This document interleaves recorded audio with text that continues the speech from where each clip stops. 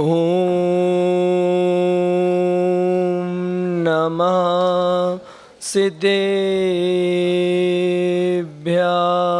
ओम नमः सिद्धेभ्यः। ओम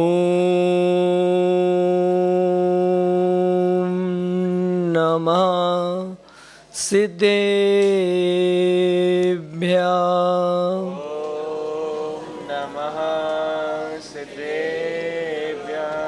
श्रीमत्परम गंभीरे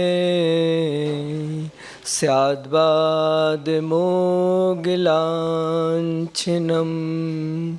ज्ञातिलोकनाथस्य शासनं जिनशासनम्।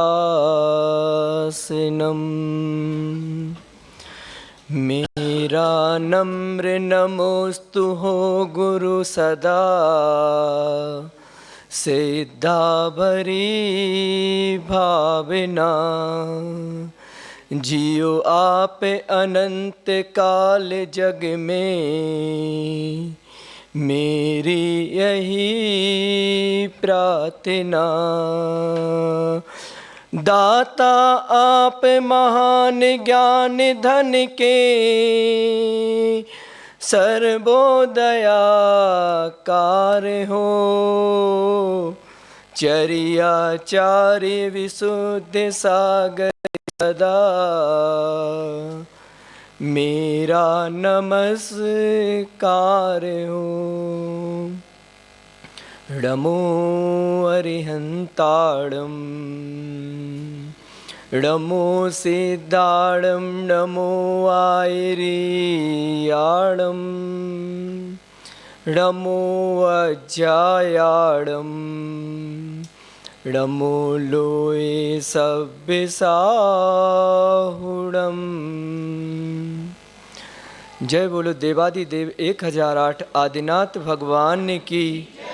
वर्धमान शासन नायक महावीर स्वामी की जय बोलो। गणाचार्य आचार्य भगवान विराग सागर जी महाराज की।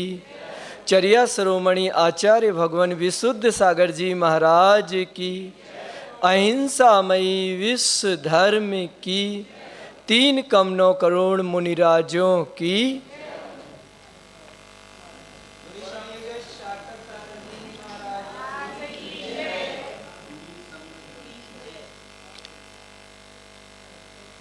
अंतिम तीर्थेश वर्धमान स्वामी के शासन में हम सभी विराजते हैं। तीर्थंकर जिनेंद्र की पीयूष देशना जिनेंद्र वाणी मनीषियों जगत कल्याणी हो। ए सर्वज्ञ शासन नमोस्तु शासन जयवंत हो जयवंत हो। वीतराग श्रवण संस्कृति भो ज्ञानी भव्य आत्माओं,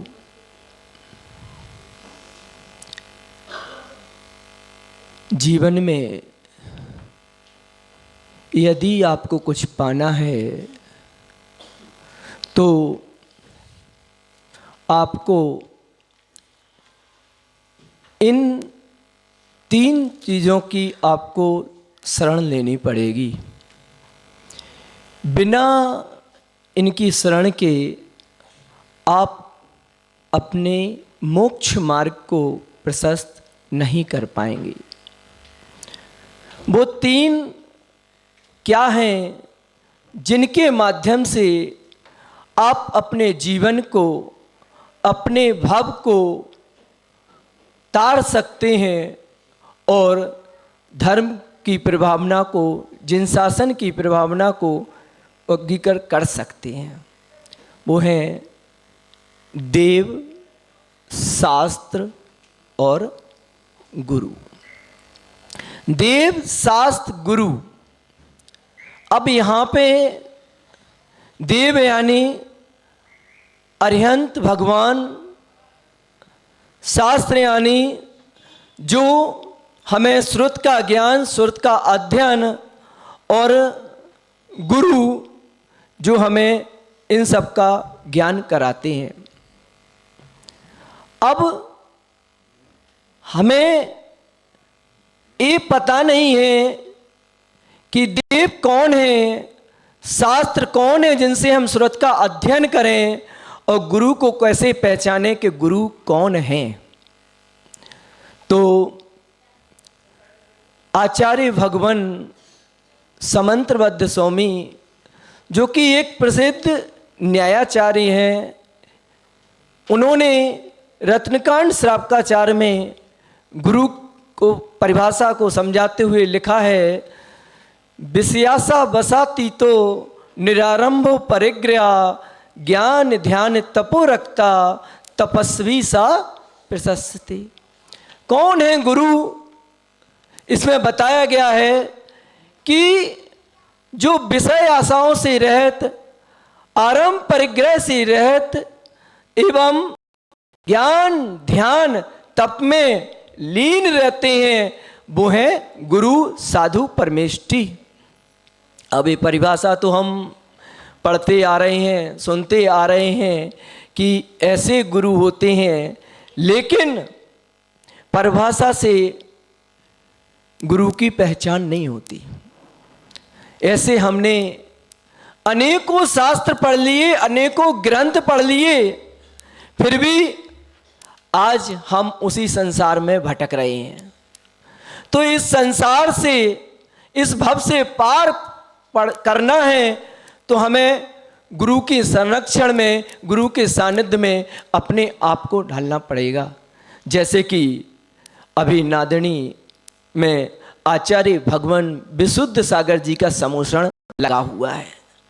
आचार्य भगवान विशुद्ध सागर जी का जो समोषण लगा हुआ है, उनको देख के, उनकी चर्या को देख के, उनके वात्सल्य को देख के आप जान सकते हैं कि गुरु कैसे होते हैं।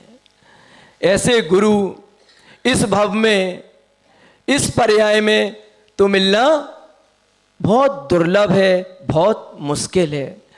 तो हमें और गुरु की शरण में आकर, गुरु की सन्निधि में आकर हमें उस धर्म को जानना है कि धर्म क्या है।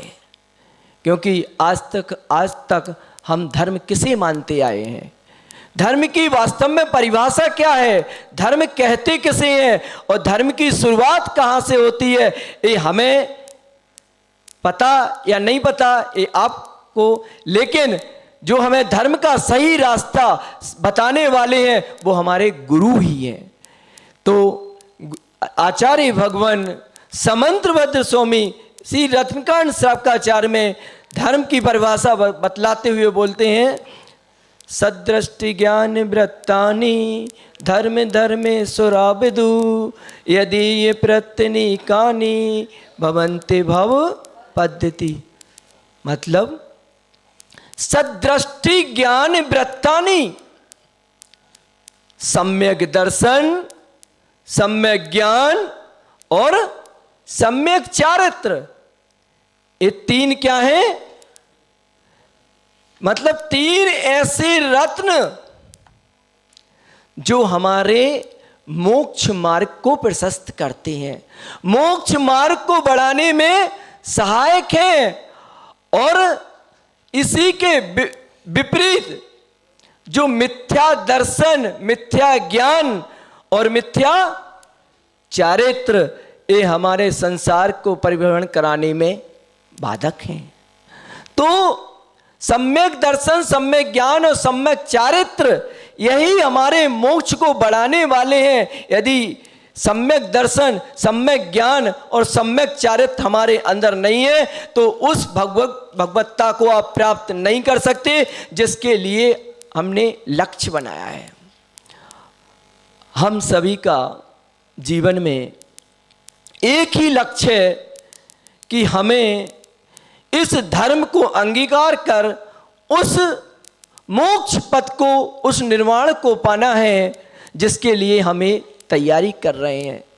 मैं भी इस मोक्ष मार्ग पर इसी उद्देश्य को, इसी लक्ष्य को लेकर आया हूं कि मुझे भी भगवान बनना है। अब भगवान बनना है तो उसके लिए कुछ तो करना पड़ेगा। तो भगवान बनने के लिए पहली सीढ़ी क्या? चारित्र को धारण करना। तो चारित्र को धारण करने के लिए आचार्य भगवान विशुद्ध सागर जी महाराज ने हमें संस्कार तो दे दिए, लौंग के मुनि बना दिया, लेकिन आचार्य श्री के बनाने से क्या मुझे मोक्ष हो जाएगा? क्या उस निर्वाण पत्र को हम प्राप्त कर पाएंगे?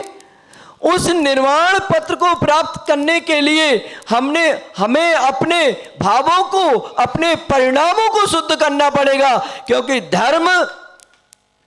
धर्म पूरा जो जैन धर्म है वो पूरा भावों पर टिका है।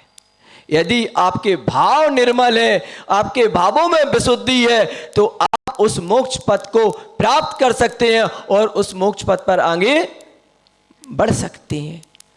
ठीक इसी प्रकार और जीवन में कई ऐसे पड़ाव हैं जो जीवन में आपको विचलित करेंगे कि अब ये करें या ना करें, जाएं या ना जाएं। तो एक सूत्र है कि आचार्य श्री बोलते हैं कि देखो, जानो और जाने दो। इसी में देखो जानो, लेकिन जाने मत दो। क्या कह रहे? देखो जानो, जाने मत दो। देखो जानो, पहले उसको पहचानो। क्या कह रहे? पहले उसको पहचानो फिर जाने दो। जब तक देखोगे नहीं, जानोगे नहीं। हमने गुरु को देख भी लिया, हमने गुरु को जान भी लिया, अब पहचान करनी है कि गुरु। और उसके बाद तो इसी में एक सूत्र और आया है कि एक है आना, जाना और पाना। 3 आना, जाना और पाना। आना कम, जाना गो, और पाना गेट, प्राप्त करना। कहां आना, कहां जाना और क्या पाना? कहां आना, कहां जाना और क्या पाना? तो आना, गुरु की शरण में आना, गुरु की शरण में आना, गुरु की शरण में आना, और आने के बाद जाना। कहां जाना? अपनी निज आत्मा में जाना, अपनी निज आत्मा में रमण करना। और जिसने अपनी निज आत्मा में रमण कर लिया तो वो सिद्धत्व भगवान अवस्था को प्राप्त कर सकता है। तो ये 3 आना, जाना और पाना आज सब रहे हैं, जा भी रहे हैं। आप गुरु के डेली प्रतिदिन प्रवचन सुनने आते हो, आने के बाद जाते हो, जाने के बाद फिर क्या करते हो? फिर आते, फिर जाते, फिर आते, फिर जाते। एक क्रम आपका अनादि काल से भव से चलता आ रहा है, आना जाना, लेकिन पा नहीं पा रहे। क्यों? क्योंकि हम अपने भावों की विशुद्धि, भावों की निर्मलता नहीं बन पाए। ऐसे कई भवों से हमें गुरु मिलते आ रहे हैं, भगवंत मिलते आ रहे हैं, लेकिन हमारा पुण्य कहें या आपका विशुद्धि कहें तो विशुद्धि। तो 2 चीजें और ध्यान रखना है। हम गुरु को प्रतिदिन सुन रहे हैं, हम भी सुन रहे हैं, आप भी सुन रहे हैं, लेकिन हम उसको कितना ग्रहण कर रहे हैं ये हमारे ऊपर निर्भर करता है। उसको कितना अपने जीवन में उतार रहे हैं ये हम पर निर्भर करता है। गुरु तो सिर्फ हमें रास्ता दिखा सकते हैं, लेकिन चलना तो हम ही को पड़ेगा। और जब तक हम चलेंगे नहीं, जब तक मंजिल को प्राप्त नहीं है। और सबसे बड़ी कमी हमारी एक क्या है? सबसे बड़ी एक कमी हमारी ये है कि हम सुनना नहीं चाहते किसी की। हम सुनना नहीं चाहते किसी की, सबको सुनाना चाहते हैं, सुनाना चाहते हैं। और कहा गया है कि बी ए गुड लिसनर, एक अच्छा सुनने वाला, एक अच्छा श्रोता ही एक अच्छा वक्ता बन सकता है। क्योंकि जब तक आप सुनोगे नहीं उसको गुनोगे कैसे, और जब तक गुनोगे नहीं निकालोगे कैसे। हमें सुनना है और सुन वही सकता है। सुन कौन सकता? सुन अपने, किसी ने आपसे एक बात कही तो उसकी बात तो आप सुनोगे नहीं, और अपनी बातें, जैसे गुरुजी हैं, कभी भी कोई भी क्लास पढ़ाते हैं, कुछ भी करते हैं, तो हम गुरुजी की बात तो सुनते हैं, पूरी बात सुन नहीं पाते हैं और अपनी बात बोलने लगते हैं। और सुनने के फायदे क्या हैं? सुनो, एक सा फायदा है कि जैसे कोई किसी क्लास में आप बैठे, आपके मन में कुछ चल रहा है और कोई व्यक्ति आपको कुछ बता रहा है, हो सकता है कि आप उसकी पूरी बात सुन लो तो आपको बोलने की जरूरत नहीं पड़े और आपके बिना बोले ही समस्या का समाधान हो जाए। इसलिए हमें सुनना है और सुनने के बाद फिर अपने आप को अमल करना है, तभी आप एक अच्छे वक्ता बन सकते हैं। ऐसे उसके लिए इसके बाद 4 लाइनें हैं, क्योंकि समय हो रहा है। तो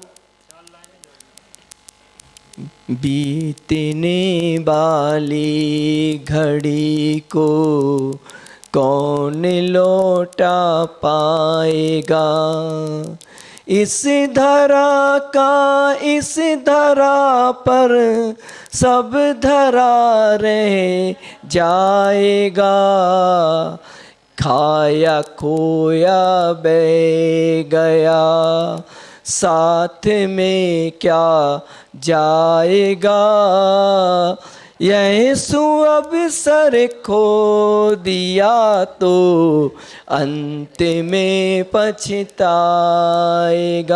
तो बंधु आत्मन, ये 4 महीने जो आपको मिले हैं, नादड़ी वालों को, हमको, सबको, ये शुभ अवसर आपने खो दिया तो फिर कुछ नहीं, हाथ मलते रह जाओगे। इसलिए गुरु की वाणी को सुनो, गुरु की वाणी को मनन करो, चिंतन करो और अपने भव को उज्जवल करो। इसी भावना के साथ जय बोलो आचार्य भगवान विशुद्ध सागर जी।